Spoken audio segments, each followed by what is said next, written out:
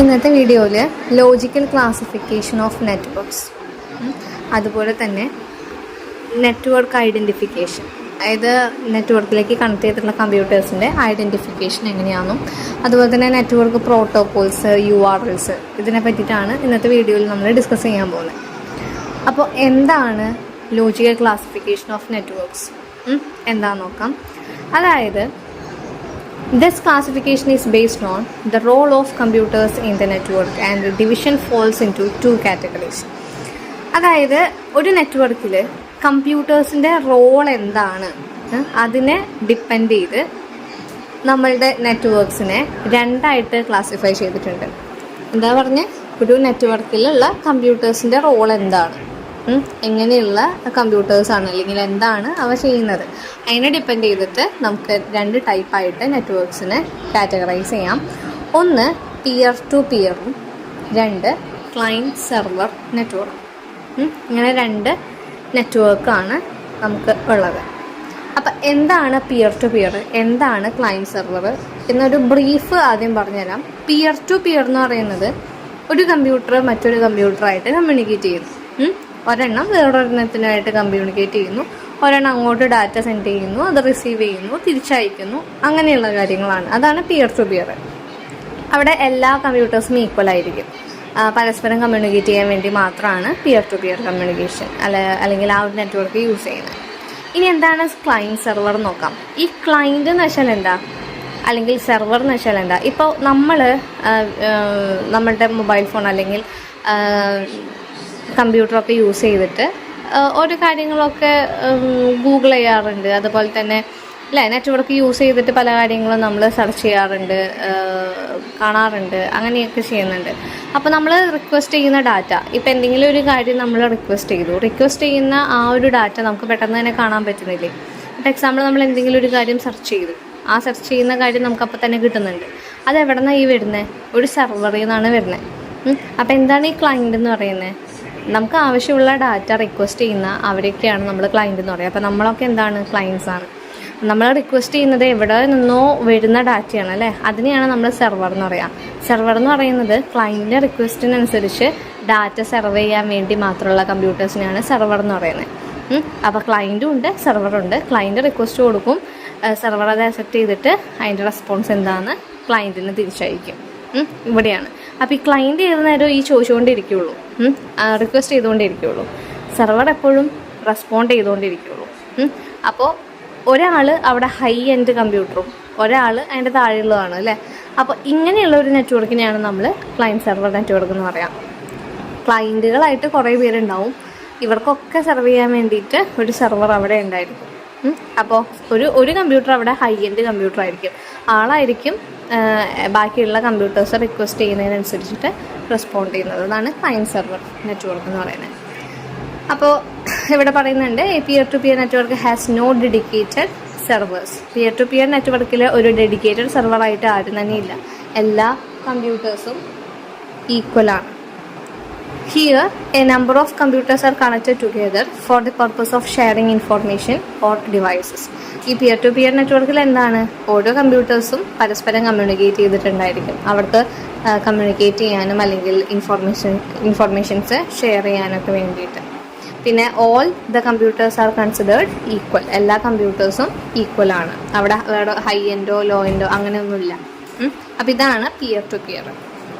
ഇനി next client server computer എന്താണെന്ന് നോക്കാം, നെറ്റ്വർക്ക് എന്താണെന്ന് നോക്കാം. ഇവിടെ എന്താ? The client server concept is the driving force behind most of the networks. മിക്ക നെറ്റ്വർക്കുകളിലും ഈ ക്ലയൻറ്റ് സെർവർ കോൺസെപ്റ്റാണ് നമ്മൾ കണ്ടുവരുന്നത്. അതുപോലെ ഇവിടെ എക്സാമ്പിൾസൊക്കെ പറയുന്നുണ്ട്. അപ്പോൾ എന്താണ് ഡെഫിനിഷൻ എന്നുള്ളത് നോക്കാം. In a network the client server architecture consist of high end computer serving lower configuration machines called clients. അല്ലേ, ഒരു നെറ്റ്വർക്കിൽ ഒരു ഹൈ എൻഡ് കമ്പ്യൂട്ടർ ഉണ്ടാവും, കുറച്ച് ക്ലയൻറ്റ്സ് ഉണ്ടാവും അല്ലേ. ഈ ഹൈ എൻഡ് കമ്പ്യൂട്ടറാണ് സെർവർ എന്ന് പറയുന്നത്. ഈ സെർവർ എന്ത് ചെയ്യുന്നു? ക്ലയൻറ്റ്സിന് ഓരോ അവരുടെ റിക്വസ്റ്റിനനുസരിച്ച് റെസ്പോൺസുകൾ അയച്ചുകൊണ്ടിരിക്കുന്നു. പിന്നെ പറയുന്നത് എന്താ? A server provides clients with specific services upon clients request. ക്ലയൻറ്റിൻ്റെ റിക്വസ്റ്റിനനുസരിച്ച് ഏത് സർവീസാണോ പ്രൊവൈഡ് ചെയ്യേണ്ടത് അത് പ്രൊവൈഡ് ചെയ്യുക എന്നുള്ളതാണ് ഒരു സെർവർ ചെയ്യുന്ന കാര്യം.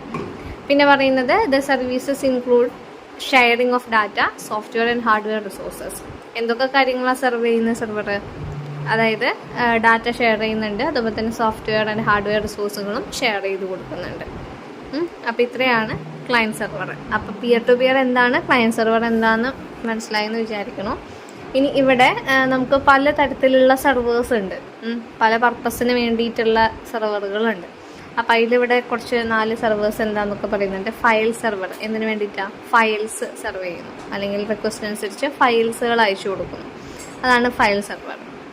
A computer that stores and manages files for multiple users on a network. Files store ചെയ്ത് വെക്കുകയും അതുപോലെ യൂസേഴ്സിനനുസരിച്ച് അല്ലെങ്കിൽ യൂസേഴ്സ് റിക്വസ്റ്റ് അയക്കുന്നതിനനുസരിച്ച് ഈ ഫയൽസിനൊക്കെ സെർവ് ചെയ്ത് കൊടുക്കുക. അതിന് വേണ്ടിയിട്ടാണ് ഫയൽ സെർവർ ഉള്ളത്. പിന്നെയുള്ളതാണ് വെബ് സെർവർ. എന്തിനു വേണ്ടിയിട്ടാണ്? വെബ് പേജിൻ്റെ രൂപത്തിൽ റെസ്പോണ്ട് ചെയ്യുന്ന സെർവേഴ്സാണ് വെബ് സെർവർ. പിന്നെ പറയുന്നതാണ് പ്രിൻ്റ് സെർവർ. എന്താ? കൂടുതലായിട്ടും പ്രിൻ്റ് ജോബുകൾക്ക് വേണ്ടിയിട്ട്, അതായത് redirects print job from clients to specific printers. അതായത് ഓരോ പ്രിൻറ്റേഴ്സിലേക്ക് പ്രിൻ്റ് ചെയ്യുന്നതിന് വേണ്ടിയിട്ടുള്ള ഡാറ്റ അയച്ചു കൊടുക്കാനൊക്കെ വേണ്ടിയിട്ടാണ് പ്രിൻ്റ് സെർവർ ഉള്ളത്. പിന്നെ പറയുന്നത് ഡാറ്റാബേസ് സെർവർ. ഡാറ്റാബേസ് സെർവർ എന്താണ്? നമ്മളുടെ കോമൺ ഡാറ്റാബേസ് റിലേറ്റഡ് ആയിട്ടുള്ളതാണ്. അതായത് ക്ലയൻറ്റിന് എന്തെങ്കിലും ഡാറ്റാബേസിലുള്ള ഡാറ്റ വ്യൂ ചെയ്യണം, മോഡിഫൈ ചെയ്യണം, അല്ലെങ്കിൽ ഡിലീറ്റ് ചെയ്യണം, അതിനൊക്കെ വേണ്ടിയിട്ട് ആക്സസ് ചെയ്യാൻ വേണ്ടിയിട്ടുള്ളതാണ് ഈ ഡാറ്റാബേസ് സെർവർ. അതായത് നമ്മുടെ ഡാറ്റയൊക്കെ സൂക്ഷിച്ചു വയ്ക്കുന്ന സെർവർ, അതാണ് ഡാറ്റാബേസ് സെർവർ. അപ്പോൾ ഇങ്ങനെ പല പർപ്പസിനനുസരിച്ച് പലതരത്തിലുള്ള ഡാറ്റ സെർവേഴ്സ് നമുക്കുണ്ട്. അപ്പോൾ ഇത്രയാണ് നമ്മളുടെ ലോജിക്കൽ ക്ലാസിഫിക്കേഷൻ നെറ്റ്വർക്കിൻ്റെ. നെക്സ്റ്റ് വരുന്നതാണ് identification of computers over A network. ഒരു നെറ്റ്വർക്കിലേക്ക് കണക്ട് ചെയ്തിട്ട് ഉള്ള ഏതൊരു ഡിവൈസും നമുക്ക് ഐഡൻറ്റിഫൈ ചെയ്യാൻ പറ്റും. ഇപ്പോൾ ഒരു നെറ്റ്വർക്കിൽ നമ്മളുടെ കമ്പ്യൂട്ടർ കണക്റ്റഡ് ആണ്, അല്ലെങ്കിൽ മൊബൈൽ ഫോൺ കണക്റ്റഡ് ആണെന്നുണ്ടെങ്കിൽ ആ മൊബൈൽ ഫോൺ ഏതാണ്, അല്ലെങ്കിൽ ആ കമ്പ്യൂട്ടർ ഏതാണെന്ന് നമുക്ക് ഐഡൻറ്റിഫൈ ചെയ്യാൻ പറ്റും. അതിനു വേണ്ടി നമുക്ക് ഉപയോഗിക്കാൻ പറ്റുന്ന 2 കാര്യങ്ങളാണ്. ഒന്ന് മീഡിയ ആക്സസ് കൺട്രോൾ അഡ്രസ്സ്, അതായത് MAC അഡ്രസ്സ് എന്ന് പറയും. പിന്നെയുള്ളതാണ് internet protocol address, IP address. ഈ 2 അഡ്രസ്സുകളും നമ്മളുടെ സിസ്റ്റത്തിനെ യുണീക്കായിട്ട് ഐഡൻറ്റിഫൈ ചെയ്യാനായിട്ട് നമ്മൾ ഉപയോഗിക്കുന്ന ഐഡൻറ്റിഫിക്കേഷൻ മാർക്കാണ്. അതുപോലെ media access control address, MAC address എന്താണെന്ന് പറയുന്നുണ്ട്. അതായത് media access control address is a universally unique address assign to each NIC by its manufacturer. അതായത് മാനുഫാക്ചറർ തന്നെ നമ്മളുടെ NICയിലേക്ക്, ഓരോ കമ്പ്യൂട്ടറിലുള്ള ഓരോ NICയിലേക്കും ഒരു യുണീക്ക് ആയിട്ടുള്ള ഒരു അഡ്രസ്സിനെ അസൈൻ ചെയ്യുന്നുണ്ട്. ആ യുണീക്ക് ആയിട്ടുള്ള അഡ്രസ്സ് എന്ന് പറയുന്നത് ഒരു 12 ഡിജിറ്റ് ഹെക്സാഡെസിമൽ നമ്പറാണ്. അത് എല്ലാ കമ്പ്യൂട്ടേഴ്സിനും യുണീക്കായിരിക്കും. ഒരെണ്ണത്തിന് ഉള്ള അഡ്രസ്സ് വേറൊന്നിനും ഉണ്ടായിരിക്കില്ല. അതിനെയാണ് നമ്മൾ MAC അഡ്രസ്സ് എന്ന് പറയുന്നത്. പിന്നെ ഇവിടെ എങ്ങനെയാണ് ഒരു MAC അഡ്രസ്സ് ഫോം ചെയ്യുന്നതെന്നൊരു എക്സാമ്പിളൊക്കെ ഇവിടെ തന്നിട്ടുണ്ട്. ഏത് ഫോർമാറ്റിലാണ് എന്നൊക്കെ ഇവിടെ തന്നിട്ടുണ്ട്. അപ്പോൾ എന്താ, ഒരു 12 ഡിജിറ്റ് ഹെക്സാഡെസിമൽ നമ്പറിനെയാണ് നമ്മൾ MAC അഡ്രസ്സ് എന്ന് പറയുന്നത്. അത് യുണീക്ക് അഡ്രസ്സ് ആയിരിക്കും. ഓരോ NICക്കും അല്ലെങ്കിൽ ഓരോ കമ്പ്യൂട്ടേഴ്സിനും ഓരോ അഡ്രസ്സ് ആയിരിക്കും. ആ രീതിക്കാണ് MAC അഡ്രസ്സ് അസൈൻ ചെയ്ത് വയ്ക്കുന്നത്. Next IP address. IP address എന്താ? Internet protocol address. IP address എന്ന് പറയുന്നത് ഒരു 4 പാർട്ടായിട്ടുള്ള ന്യൂമറിക് അഡ്രസ്സാണ്. നമ്മളുടെ ഡിവൈസിലേക്ക് അല്ലെങ്കിൽ നമ്മുടെ കമ്പ്യൂട്ടറിലേക്ക് അറ്റാച്ച് ചെയ്ത് കൊടുക്കുന്ന ഒരു 4 പാർട്ട് ന്യൂമറിക് അഡ്രസ്സിനെയാണ് IP അഡ്രസ്സ് എന്ന് പറയുന്നത്. ഈ IP അഡ്രസ്സ് അസൈൻ ചെയ്ത് കൊടുക്കുന്നത് യൂണീക്ക് ഐഡൻറ്റിഫിക്കേഷന് വേണ്ടിയിട്ടാണ്. അതും യൂണീക്ക് അഡ്രസ്സ് തന്നെയായിരിക്കും. ഇത് അസൈൻ ചെയ്ത് കൊടുക്കുന്നത് നമ്മളുടെ നെറ്റ്വർക്ക് അഡ്മിനിസ്ട്രേറ്ററോ ഇൻ്റർനെറ്റ് സർവീസ് പ്രൊവൈഡറോ ആയിരിക്കും. ഓരോ മെഷീൻസിനും ഇത് യൂണീക്കായിട്ട് അസൈൻ ചെയ്ത് കൊടുക്കുന്നു. പിന്നെ IP-യിൽ പറയാനുള്ളത്, IP അഡ്രസ്സിന് 2 വേർഷൻസ് ഉണ്ട്. ഒന്ന് വേർഷൻ 4, അതായത് IPv4ഉം, പിന്നുള്ളത് വേർഷൻ 6 IPv6ഉം ആണുള്ളത്. അതിൽ IPv4 എന്ന് പറയുന്നത് 32 ബിറ്റ്സ് ആണ്. അതുപോലെ തന്നെ 32 ബിറ്റ്സ് ആണ് യൂസ് ചെയ്യുന്നത്. അതുപോലെ തന്നെ IPv6 128 ബിറ്റ്സ് ആണ് യൂസ് ചെയ്യുന്നത്. ഇത്രയും കാര്യം ഒന്ന് നോട്ട് ചെയ്ത് വയ്ക്കാം. അപ്പോൾ ഇത്രയാണ് ഐഡൻറ്റിഫിക്കേഷനിൽ പറയാനുള്ളത്. ഇനി നെക്സ്റ്റ് ടോപ്പിക്ക് നെറ്റ്വർക്ക് പ്രോട്ടോക്കോൾസ്. നമ്മൾ പ്രോട്ടോക്കോൾസ് എന്താണെന്ന് മുന്നേ നോക്കിയിട്ടുള്ളതാണ്. ഒരു നെറ്റ്വർക്കിൽ കുറച്ച് സെറ്റ് ഓഫ് റൂൾസ് അല്ലേ, നമ്മളുടെ കമ്പ്യൂട്ടേഴ്സ് കണക്ട് ചെയ്യുമ്പോൾ ആ ഒരു നെറ്റ്വർക്കിൽ നോക്കേണ്ട കുറച്ച് റൂൾസ് കാര്യങ്ങളൊക്കെ ഉണ്ട്. അപ്പോൾ അതിനെയാണ് നമ്മൾ നെറ്റ്വർക്ക് പ്രോട്ടോക്കോൾ എന്ന് പറയുന്നത്. ഇനി ഏതൊക്കെ ടൈപ്പ് നെറ്റ്വർക്ക് പ്രോട്ടോക്കോൾസ് ആണ് ഉള്ളത്? അതിൽ ഒന്നാമത്തെയാണ് TCP/IP. TCP/IP എന്ന് പറയുന്നത് മെയിനായിട്ടുള്ളൊരു നെറ്റ്വർക്ക് പ്രോട്ടോക്കോളാണ്. അതിൽ വരുന്ന കുറച്ച് സബ് പ്രോട്ടോക്കോൾസ് വേറെയുണ്ട്. ഒന്നാമത്തെയാണ് HTTP, അതുപോലെ തന്നെ FTP, DNS. ഇത്രയും പ്രോട്ടോക്കോൾസ് TCP/IPയിൽ വരുന്നുണ്ട്. അപ്പോൾ എന്താണ് ഈ TCP/IP നോക്കാം. TCP/IP എന്ന് പറയുന്നതിൻ്റെ ഫുൾ ഫോം എന്ന് പറയുന്നത് transmission control protocol internet protocol. ഇവിടെ പറയുന്നുണ്ട് it's a suite of communications protocol used to interconnect network devices on the local networks and the internet. അതായത് ഇൻ്റർനെറ്റിലോ അല്ലെങ്കിൽ ലോക്കൽ നെറ്റ്വർക്ക്സിലോ ഒക്കെ നമ്മുടെ ഡിവൈസുകളെ ഇൻ്റർകണക്ട് ചെയ്യാൻ വേണ്ടിയിട്ട് യൂസ് ചെയ്യുന്ന ഒരു സ്യൂട്ട് ഓഫ് കമ്മ്യൂണിക്കേഷൻ പ്രോട്ടോക്കോൾസിനെയാണ് നമ്മൾ TCP/IP എന്ന് പറയുന്നത്. ഈ TCP/IP ഈ റൂളിൽ ഫോളോ ചെയ്തിട്ടാണ് നമ്മളുടെ നെറ്റ്വർക്ക്, ഇൻ്റർനെറ്റ് ആണെങ്കിലും മറ്റേത് നെറ്റ്വർക്ക് ആണെങ്കിലും ഫോളോ ചെയ്യുന്നത് ഈ TCP/IP എന്ന് പറയുന്ന പ്രോട്ടോക്കോളാണ്. അതേപോലെ തന്നെ ഇപ്പോൾ ഒരു നെറ്റ്വർക്കിൽ ഒരു കമ്പ്യൂട്ടർ ഒരു ഡാറ്റ ഒരു ഡെസ്റ്റിനേഷൻ കമ്പ്യൂട്ടറിലേക്ക് സെൻഡ് ചെയ്യുമ്പോൾ അയക്കുമ്പോൾ ഈ TCP ആണ് ഈ സെൻഡർ അയക്കണ സമയത്ത് നമ്മൾ അയക്കുന്ന ഡാറ്റേനെ, ഏതാണോ ഡാറ്റ അയക്കുന്നത് ആ ഡാറ്റേനെ സ്മോൾ പാക്കറ്റ്സുകളാക്കും. സ്മോൾ പാക്കറ്റ്സുകളായി ബ്രേക്ക് ചെയ്ത് ഡെസ്റ്റിനേഷനിലേക്ക് എത്തിക്കുക. ഈ പാക്കറ്റ്സൊക്കെ ഡെസ്റ്റിനേഷനിൽ എത്തുമ്പോൾ അവിടെ കറക്റ്റായിട്ടാണോ എത്തിയത്, ആ ഡാറ്റ പാക്കറ്റ്സുകൾ ഐഡൻറ്റിഫൈ ചെയ്യുക, ഇങ്ങനെയുള്ള കാര്യങ്ങളാണ് TCP ചെയ്യുന്നത്. ഇനി ഈ IP എന്ന് പറയുന്ന ആൾ, IP എന്താ ചെയ്യുന്നത്? ഈ ഡാറ്റ പാക്കറ്റ്സുകളെ ബ്രേക്ക് ചെയ്ത്, ഈ ഡാറ്റ പാക്കറ്റ്സ് ആക്കിയിട്ട് ബ്രേക്ക് ചെയ്ത് ഡെസ്റ്റിനേഷനിലേക്ക് കറക്റ്റായിട്ട് റൂട്ട് ചെയ്ത് കൊണ്ടുപോകുന്നത് ഈ IP ആണ്. അതാണ് TCP/IP. ഒരുമിച്ചാണ് നമ്മൾ പറയുക, രണ്ടുപേരും ചെയ്യുന്ന കാര്യം വേറെയാണ്. TCP എന്ന് പറയുന്നത് നമ്മുടെ ഡാറ്റേനെ ഓരോ സ്മോൾ പാക്കറ്റ്സുകളായിട്ട് ഡിവൈഡ് ചെയ്യുന്നു. അതുപോലെ തന്നെ ഡെസ്റ്റിനേഷനിൽ എത്തിക്കഴിഞ്ഞാൽ അത് കറക്റ്റായിട്ടാണോ എത്തിയിട്ടുള്ളതെന്ന് ചെക്ക് ചെയ്യുന്നു. അതേപോലെ IP എന്ന് പറയുന്നത് നമ്മളുടെ ഡാറ്റേനെ ബ്രേക്ക് ചെയ്യുന്ന സമയത്ത് ഇവയെ ആ ഡെസ്റ്റിനേഷനിലേക്ക് കറക്റ്റ് ചെയ്തിട്ട് റൂട്ട് ചെയ്ത് കൊണ്ടുപോകുക എന്നുള്ളത് ചെയ്യുന്നത് IP ആണ്. അപ്പോൾ ഇതാണ് TCP/IP. ഇനി TCP/IPയിൽ കുറച്ച് സബ് പ്രോട്ടോകോൾസ് വേറെ വരുന്നുണ്ട് നമ്മൾ പറഞ്ഞു. ഒന്നാമത്തെയാണ് HTTP. HTTP എന്ന് വെച്ചാൽ എന്താ? Hyper text transfer protocol. അതായത് ഫുൾ ഫോം പഠിച്ചു ചോദിക്കണം, വൺ വേർഡൊക്കെ ചോദിക്കുന്നതാണ്. HTTP എന്ന് പറയുന്നത് stands for hyper text transfer protocol. എന്തിനു വേണ്ടിയിട്ടാണ് യൂസ് ചെയ്യുന്നതെന്ന് പറഞ്ഞു കഴിഞ്ഞാൽ, ഇപ്പോൾ നമ്മൾ ക്ലയൻറ്റ് സെർവർ കമ്മ്യൂണിക്കേഷൻ പറഞ്ഞല്ലോ, ക്ലയൻറ്റ് റിക്വസ്റ്റ് അയക്കുന്നു, സെർവർ അത് അക്സെപ്റ്റ് ചെയ്യുന്നു, തിരിച്ച് റെസ്പോൺസ് സെൻഡ് ചെയ്യുന്നു എന്ന് നമ്മൾ പറഞ്ഞില്ലേ.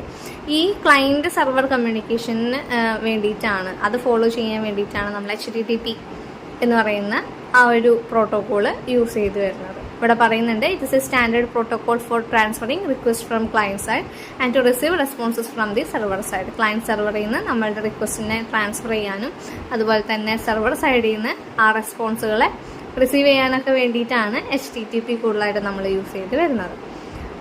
അപ്പോൾ ഇത്രയാണ് HTTPയിൽ പറയാനുള്ളത്. പിന്നെ ഇവിടെ HTTPയുടെ രണ്ട് ഇമ്പോർട്ടൻറ്റ് ക്യാരക്ടറിസ്റ്റിക്സ് പറയുന്നുണ്ട്. HTTP is A transmission medium independent. അതായത് മീഡിയം ഇൻഡിപെൻഡൻ്റ് ആണ്. അതായത് ഏത് ബ്രൗസറോ അല്ലെങ്കിൽ എങ്ങനെ വേണമെങ്കിലും ക്ലയൻറ്റ് സെർവർ കമ്മ്യൂണിക്കേഷൻ അവിടെ പോസിബിളാക്കി തരുന്നുണ്ട്. ആ ഒരു ട്രാൻസ്ഫറിങ് മീഡിയത്തിന് HTTP ഒരിക്കലും എന്ത് ചെയ്യുന്നില്ല, ഡിപ്പെൻഡ് ചെയ്യുന്നില്ല.